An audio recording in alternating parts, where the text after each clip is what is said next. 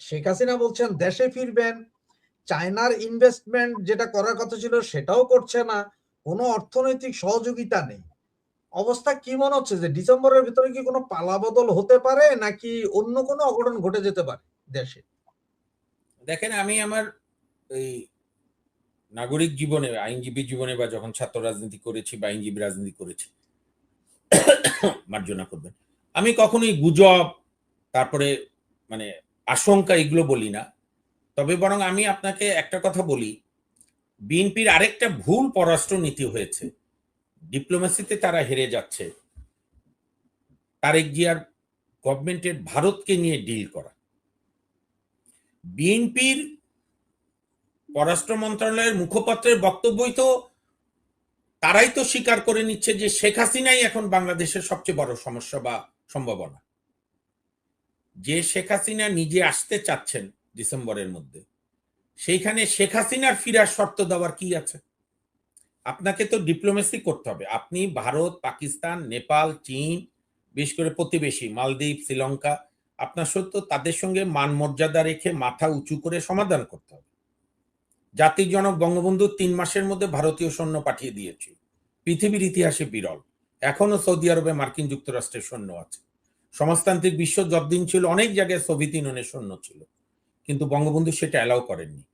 বঙ্গবন্ধু ভারতের সঙ্গে চোখে চোখ রেখে কথা বলেছেন, মর্যাদা দিয়ে কথা বলেছেন, আবার ভারতের যে 71-এ মহান অবদান সেটাকেও তিনি শ্রদ্ধা করে স্মরণ করেছেন।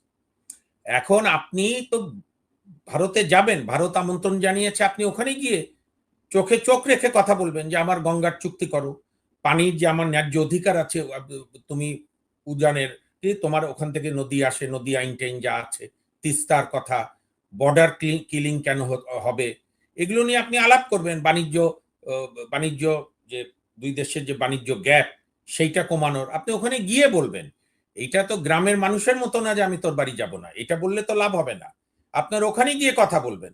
হ্যাঁ, সেখানে গিয়ে আপনি বলতে পারেন যে শেখ হাসিনাকে ফেরত পাঠান। আর প্রথম কথা, শেখ হাসিনা তো নিজেই আসতে চাচ্ছে। এই ইস্যুকে গুরুত্ব দিয়ে অ্যাকচুয়ালি বিএনপির পররাষ্ট্র মন্ত্রণালয় এই বিএনপিকে ডোবাবে আমি বললাম। কারণ আপনি প্রতিবেশী ভারতের সঙ্গে যুদ্ধ করে আপনি থাকতে পারবেন না। আপনাকে ভারতের সঙ্গে আলোচনায় বসতে হবে। আধুনিক বিশ্বে এটাই নিয়ম।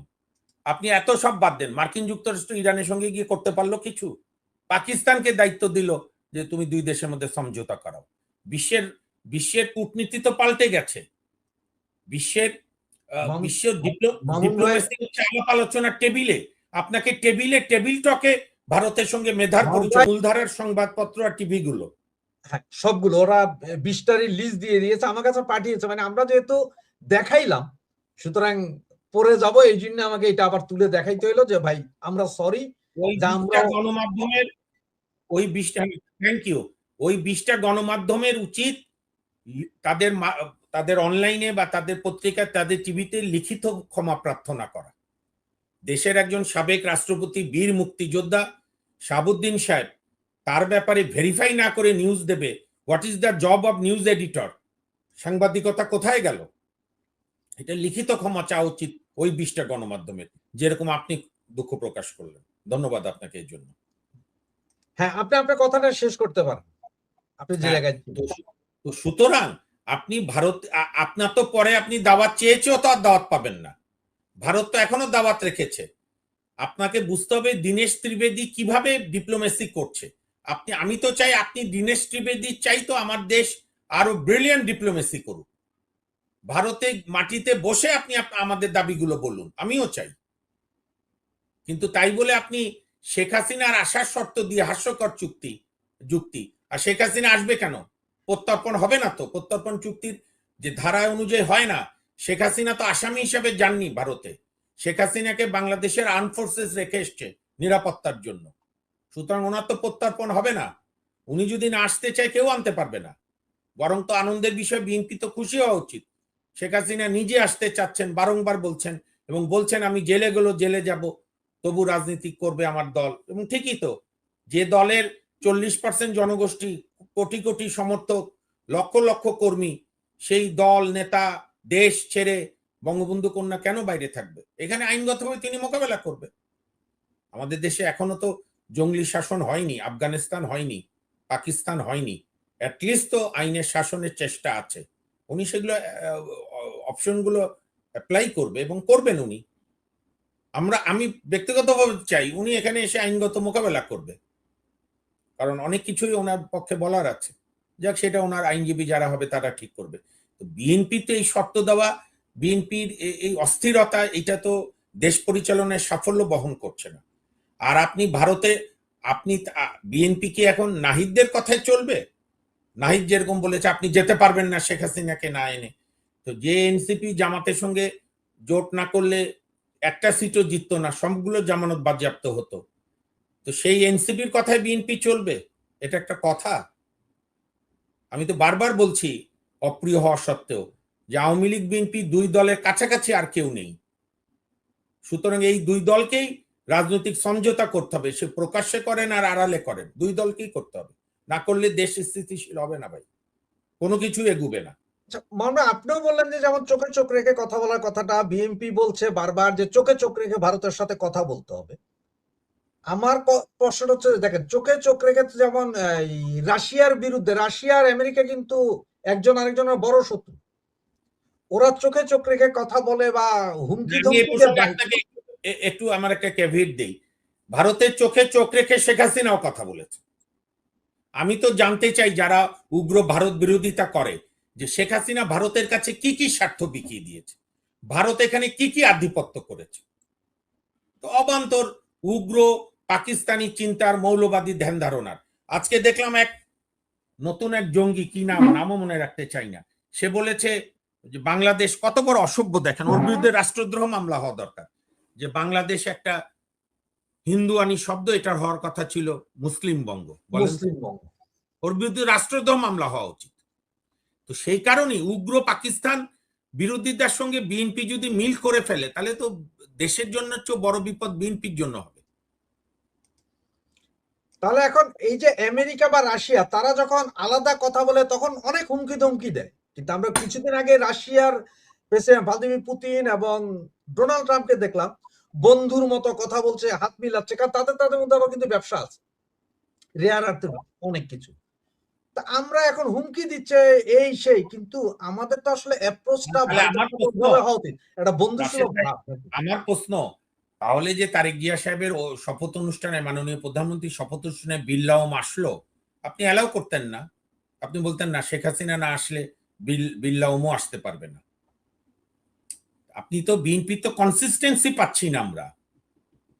আর অফিসিয়ালি তো বিএনপি এখনো বাতিলও করেনি ভারত সফর তারেক জিয়ার, প্রধানমন্ত্রী।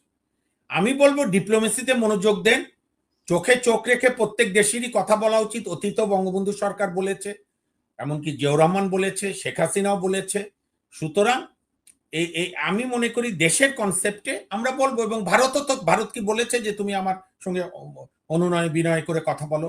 বরং ভারত যে ডিপ্লোমেসি দেখাচ্ছে, বেগম জিয়া দুঃখজনক মৃত্যুর পরে তাদের পররাষ্ট্রমন্ত্রীকে পাঠিয়ে দিয়েছে। তারপরে তারেক রহমান সাহেব যখন প্রধানমন্ত্রী হলো, বিল্লাওম ও লোকসভার দুইবারের স্পিকার এবং বিজেপির খুব বড় নেতা ছিল, আপনার হচ্ছে ওর নাম কি, ইয়া প্রদেশে, রাজস্থানের, খুব নরেন্দ্র মোদীর ক্লোজ লোক। উনি তো একটা ব্যক্তিগত চিঠিও নরেন্দ্র মোদীর পৌঁছে দিয়েছে আমাদের মাননীয় প্রধানমন্ত্রীকে, যেখানে নরেন্দ্র মোদী জনাব তারেক রহমান, তার সহধর্মিনী, তার কন্যা, সবাইকে দাওয়াত দিয়েছে। আপনি তো একে অপরের সঙ্গে সম্পর্ক রাখতে হবে, আপনি তো এক ঘরে হয়ে থাকতে পারবেন না। আমি সেটাই বলছি, আপনি ভারতে গিয়ে আমাদের পক্ষ কথা বলেন, ভারতও তাদের কথা বলবে একে অপরের। কালকেও তো দেখলাম দীনেশ ত্রিবেদী বলছে আমরা আপনার ভারতের বাংলাদেশের প্রধানমন্ত্রী যাবার অপেক্ষায়। আপনি এই সুযোগ নেন, নিয়ে একে অপরের কথা বলেন। তারপরে যদি ভারত আমাদের কোনো দাবি না মানে, তখন কথা বলা যাবে। তখন আপনি নিশ্চয়ই রাশেদ হায়দারও বলবেন, আমিও বলবো যে আমাদের ন্যায্য কথাগুলো ভারত শুনছে না কেন। কিন্তু আপনি একটা আপনার ডোমেস্টিক কনস্টিটিউয়েন্সিকে, উগ্র মৌলবাদীদেরকে খুশি করার জন্য যদি এগুলো করেন, তাহলে তো দেশের ক্ষতির চেয়ে বড় ক্ষতি হবে বিএনপি নিজের। আর দেশ বাঁচাতে গেলে তো আমার প্রতিবেশীদের সঙ্গে সদ্ভাব রাখতে হবে। বিপদ আপদে আপনি মরিচ আনবেন, পেঁয়াজ আনবেন, আমরা টাকা দিয়ে কিনছি, ঠিক আছে, টাকা দিয়ে ডিজেল আনছি, কিন্তু ডিজেলটা তো ওই সময় খুবই জরুরি ছিল। এবং সেখানেও তো মনের অজান্তেই নিশ্চয়ই বিএনপিরাও স্বীকার করবে, শেখ হাসিনা যে পাইপ টেনে রেখেছিল কত কাজে লেগেছে, নাহলে তো জ্বালানি সংকট আরো হতো। সত্যকে সত্য বলতে হবে। আপনি মিথ্যার উপর ভর করে রাষ্ট্র পরিচালনা করতে পারবেন না। আপনি হয়তো আন্দোলন করতে পারবেন, কিন্তু রাষ্ট্র পরিচালনা করতে গেলে আপনাকে প্র্যাগমেটিক হতে হবে, নাহলে রাষ্ট্র পরিচালনা হয় না। মামুন ভাই, আপনি বলছেন যে আমরা তো টাকা দিয়ে কিনি, যে টাকা দিয়ে পেঁয়াজ, ডাল, চিনি, লবণ, তেল সব আমরা টাকা দিয়ে কিনি, এটা ঠিকই আছে। আমরা তো বাকি ইয়েতে কিনি না, কি বলে, ফ্রি কিনি না, টাকা দিয়ে কিনি। কিন্তু দ্রুত সরবরাহটা তো হয়। ভারত আমাদের প্রতিবেশী বলে, যেখানে অন্য দেশ থেকে আনতে গেলে 15 দিন 20 দিন লাগে, এখানে আমরা একদিন 1.5 দিনে বর্ডার দিয়ে আনতে পারি। সেখানে নিশ্চয়ই আপনার ব্রেক্সিটের কথা মনে আছে, ইউরোপীয় ইউনিয়নের সাথে ব্রিটেনের ব্রেক্সিট। তো ব্রেক্সিটটা যেদিন ব্রেক্সিট ঘোষণা হয় 2016 সালে, ব্রেক্সিট ঘোষণা হয়ে গেল, সব রেডি, যে আজকে থেকে ইউরোপের সাথে বর্ডার ডিরেক্ট। আমরা আগে যখন আসতাম এমনি ডিরেক্ট আসতাম, এখন পাসপোর্ট স্ক্যান করে আসা লাগে। আমি তখন ফ্রান্সে, ব্রেক্সিট হয়ে যাওয়ার পরে ওখানে ফ্রান্সে আমরা ইউরোপিয়ানদের তো কোনো সমস্যা নাই, গেছে গেছে, যাক, জাহান্নামে যাও তোমরা। এরপরে আমি মনে হয় 15 দিন বা 20 দিন পরে আসলাম এইখানে লন্ডনে, মার্কেটে টিস্যু পেপারটা পর্যন্ত শর্টেজ, আপেল নাই, ফল ফ্রুটস নাই, কাঁচা তরকারি নেই। তার কারণ কি, ওই যে ব্রেক্সিটের আগে তো সমস্ত ইউরোপ থেকে মালগুলো এখানেও আসতো, এইটা বন্ধ, এইটা নিয়ে এখানে হয়েছে, পরে শেষ পর্যন্ত তো এখানে পরে আইন করলো যে ব্যবসা বাণিজ্য ঠিক আছে ভাই, কিন্তু ইজি অ্যাক্সেসটা হবে না কি? হ্যাঁ, ব্রেক্সিট ঠিক আছে, ব্যবসা বাণিজ্য ঠিক আছে, সেই মালামাল আর চেক হবে না। এখন এরাও তো কিনে না, এরাও তো পয়সা দিয়ে কিনে। আর বাংলাদেশ তো, এটা তো মৌলবাদী অন্ধত্ব চিন্তা। আপনার শোনেন, আমি একটা কথা বলি রাশেদ ভাই, আপনার এই বহুল শ্রুত এবং দেখা মাধ্যমের মাধ্যমে, অনলাইনের মাধ্যমে, একটা সরকারের প্রাইমারি জব কি? যেভাবেই হোক সরকার, নাগরিকদের নিরাপত্তা, নাগরিকদের অন্ন, বস্ত্র, বাসস্থান, শিক্ষা, চিকিৎসায় নাগরিক যাতে কোনো নতুন করে সমস্যার সম্মুখীন হয়। আপনি সবাইকে খাওয়াতে না পারেন, খাওয়ায় যেন বাধা না দেন, আপনার দ্রব্যমূল্য নিয়ন্ত্রণে থাকে, আপনার জ্বালানি, গ্যাস, বিদ্যুৎ, গাড়ির তেল, আমাদের যে কৃষি নির্ভর অর্থনীতি, সেইটার যে ডিজেল, পানির পাম্প কলগুলোর জন্য, এইটা তো আপনার প্যারামাউন্ট কনসিডারেশন থাকবে। এবং সেইটার জন্য যে দেশ থেকে, যে দেশগুলো থেকে আমি দ্রুত আনতে পারবো, তার সঙ্গে আমার মর্যাদা অক্ষুণ্ণ রেখে আমি সম্পর্ক রাখবো। বিএনপিকে এই প্রথম ক্ষমতায় আসলো, বিএনপি 91 থেকে 96 সালে ক্ষমতায় ছিল না। বেগম জিয়া তো ইন্ডিয়া গিয়ে ফারাক্কার পানির সমস্যা ভুলে গিয়েছিল। উনি যখন প্লেন থেকে নামলেন, জিজ্ঞেস করলো, বললেন আমার খেয়াল ছিল না। হতেই পারে, ভুলে যেতেই পারে, আমি এটাকে দোষ দিচ্ছি না, গুণও বলছি না। তো বিএনপি তো গেছে, বিএনপি যখন বিরোধী দলে ছিল, ভারতে গিয়ে বেগম জিয়া যাননি, গিয়ে দেখা করেনি, মোদির সঙ্গে দেখা করেছে না। নরেন্দ্র মোদী যখন এখানে আসলো, বেগম জিয়া দেখা করেছে না। 2001 থেকে 6 বেগম জিয়া ট্যুর করেছে না, ভারতের মন্ত্রীরাও এসছে। এখন বিএনপি যদি নিজেদেরকে এনসিপির মতো মনে করে যে আপনার একটা মানে ছোট দল, একটা সস্তার জনপ্রিয়তার জন্য, এটা বিএনপিকে গভীরভাবে ভাবতে হবে। বিএনপি অলরেডি ডিপ্লোম্যাটিক লড়াইতে ভারতের কাছে হেরে বসে আছে। আমার মুশকিল, আমার পেট ব্যথা হচ্ছে যে আমার দেশ হেরে যাচ্ছে। আমার তো সবার আগে আমার বাংলাদেশ, এটা তো নতুন করে বলার নাই। লাখো শহীদের রক্তে ভেজা আমার এই প্রতিটি মাটি। আমরা তো ওই যে আপনার ওই যে র্যাডক্লিফের মতো বসে বানরের পিঠাভাগ হয়নি। জাতির জনক বঙ্গবন্ধুর নেতৃত্বে 52 থেকে 62, 66, 69, 71 রক্তের প্রতিটি রক্তকণা, প্রতিটি মাটির কণা আমরা অর্জন করেছি আমার পূর্বসূরীদের রক্তের স্রোতে, আমার মা বোনদের সর্বোচ্চ আত্মত্যাগে। তা আমার সেই দেশ, যে রাষ্ট্র ক্ষমতায় যেই থাকুক, আমার পছন্দের থাকার অপছন্দের থাক সরকার, কিন্তু আমার দেশের অপমান তো আমি সহ্য করব না। তো অলরেডি তো বিএনপির এই ব্যর্থ পররাষ্ট্রনীতি